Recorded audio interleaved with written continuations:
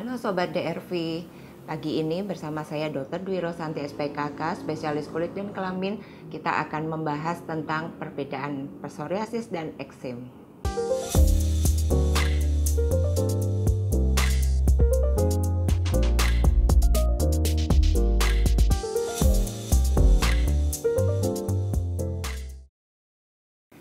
Psoriasis adalah peradangan pada kulit yang bersifat kronis dan diperantarai oleh sistem imun tubuh kita dan sangat mengganggu penderitanya hingga menyebabkan depresi pada penderita psoriasis. Sedangkan pada dermatitis atau eksema ini adalah merupakan peradangan pada kulit yang bersifat akut, subakut, atau kronis. Dan biasanya juga mengganggu kualitas hidup pada penderita eksem ini. Bagaimana dengan penyebab dari psoriasis atau eksema ini? Pada psoriasis itu sebenarnya penyebab pastinya belum terlalu diketahui, tapi diduga adalah diperantarai oleh sistem imun, di mana interleukin 23, interleukin 12 dan 17 yang merupakan link genetik untuk penderita psoriasis ini.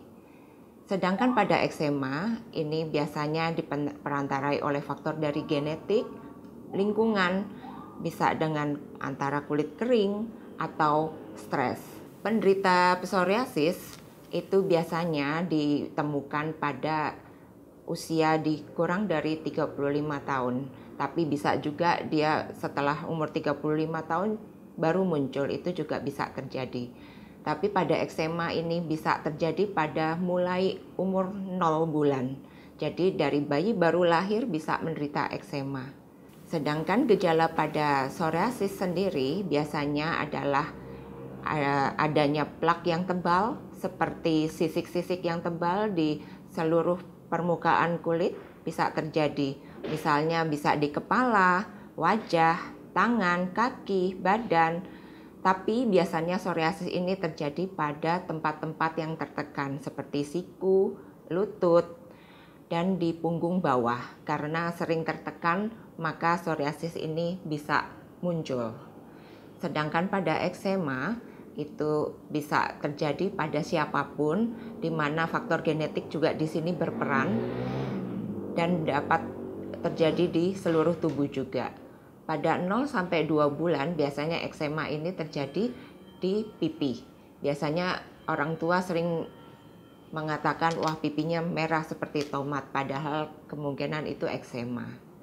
Kemudian pada umur 2 bulan hingga 2 tahun biasanya bisa terjadi di lipatan-lipatan, yaitu di fossa cubiti atau di lipatan tangan. Lalu di belakang lutut itu paling sering, tapi tidak menutup kemungkinan untuk timbul di berbagai tempat lainnya. Dan setelah umur 2 tahun biasanya bisa muncul di mana saja di seluruh tubuh.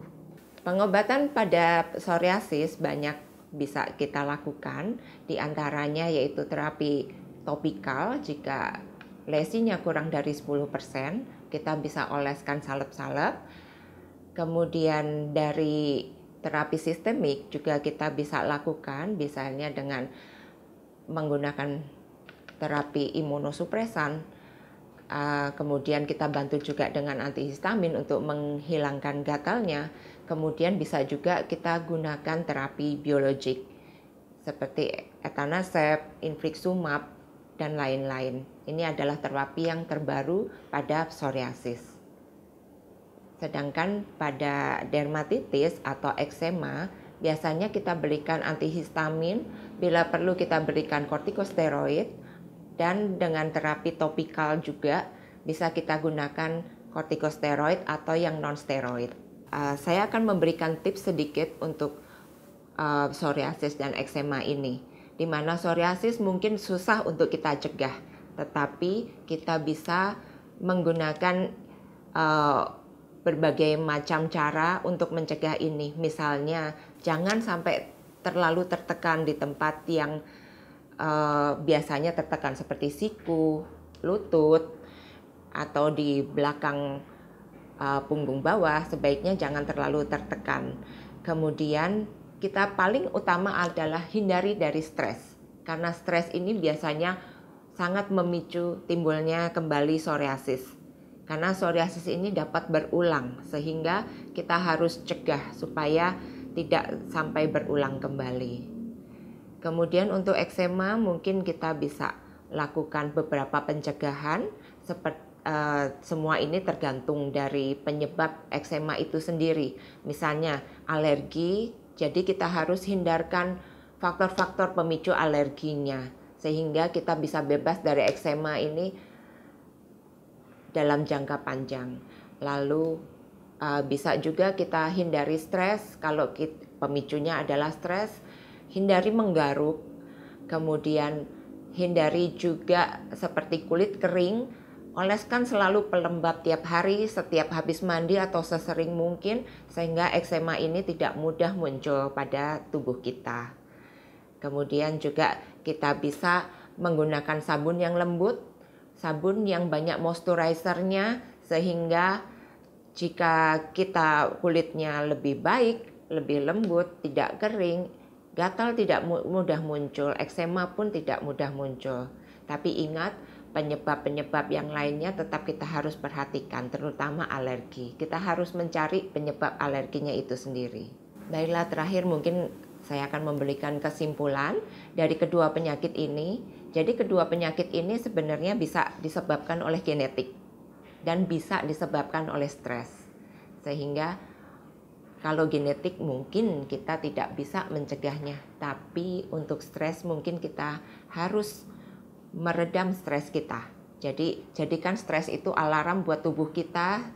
Jika muncul psoriasis atau eksim itu mungkin pemicunya oleh stres. Jadi kita harus hindari stres. Untuk eksema sendiri bisa disebabkan oleh alergi, sehingga kita harus cari penyebab alerginya. Mungkin itu makanan, mungkin itu debu, mungkin itu tungau atau binatang.